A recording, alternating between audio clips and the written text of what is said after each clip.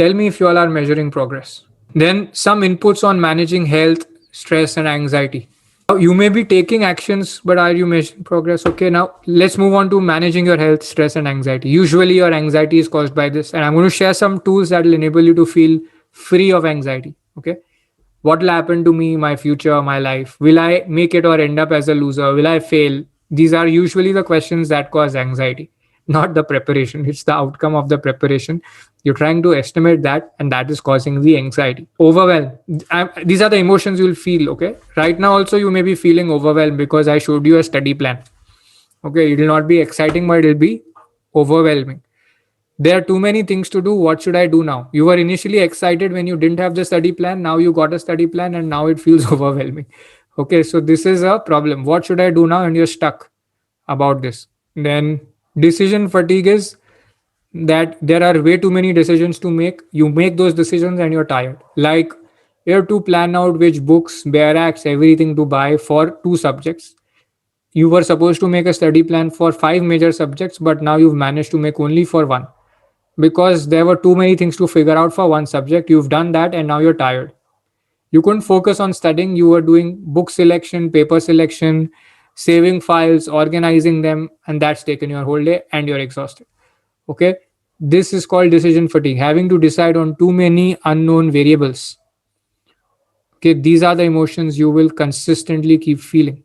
Self bashing and self pity will happen because once you start dealing with failure, you will start labeling yourself lazy, procrastinator, unfocused, whatever. You will say, I'm slow. You will label yourself something that is not good and that will not encourage you to be productive. By the way, this is not necessarily, like it is like an excuse. It stops you from doing well because you are giving yourself a reason to tell yourself you're not good enough and then you're actually not being good enough. So it's not a great thing, but this happens. All these will create stress. So, see, it's not the study plan, it's not the work, but whatever you are thinking of, which is about the work, is causing the stress. And I'll show you excerpts from a book of Dale Carnegie. You may have heard of the book called How to Win Friends and Influence People, How to Stop Worrying and Start Living. So, Dale Carnegie is a very, very famous book writer of late 1800s and early 1900s. So, he's published all these books around between 1920 to 1950.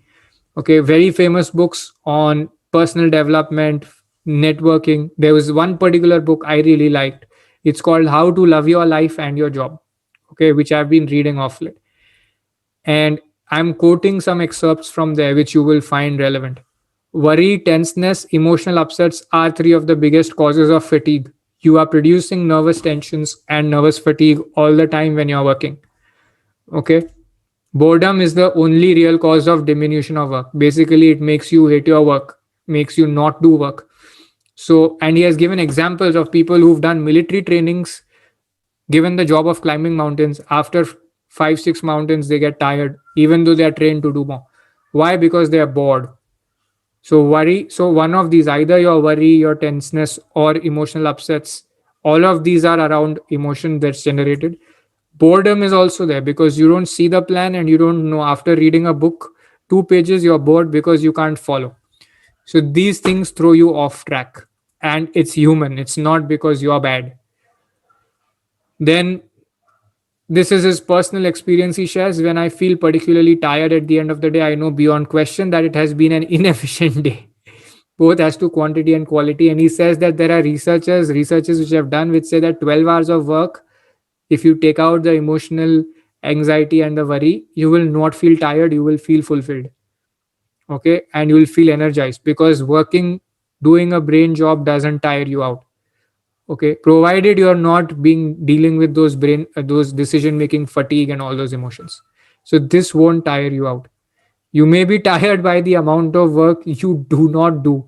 In a 12-hour day time, you studied for 3 hours and you're angry that you couldn't do it, and you're trying to cover up, and there are no more hours left in the day to cover up. You got to go to sleep. Now you will feel tired. Okay, because the work is not done and there are emotions around it. Our fatigue is caused by worry, frustration, and resentment. Do you experience these emotions when you study? Did you experience overwhelm when I was sharing the study plan? number of hours got crazy. I experienced overwhelm for a bit, right? So you all are experiencing these emotions. And dealing with them is important because after that, you will have super normal ability to crack the exam. But you have to do what? You'll have to take some of those decisions away. You'll have to outsource something so that you can focus on your job, which is studying. Okay, and he even says that there are exercises he says to do that if you're working really hard, there is this thing in our mind that hard work has to feel like tiring or we have to put effort. So what do we do to put effort? We strain our eyes. There's like a contraction on the muscles here, or our jaw gets tight, and that makes us feel that we are working hard. It's like a sign of effort. Moment you relax it, you will realize you can, because that's the thing you want to use. Working with relaxed muscles is very important. These are the tips you can use. Okay. Hard work doesn't need to imply effort. If you're not doing physical labor, it need not imply effort. All of that is decision fatigue.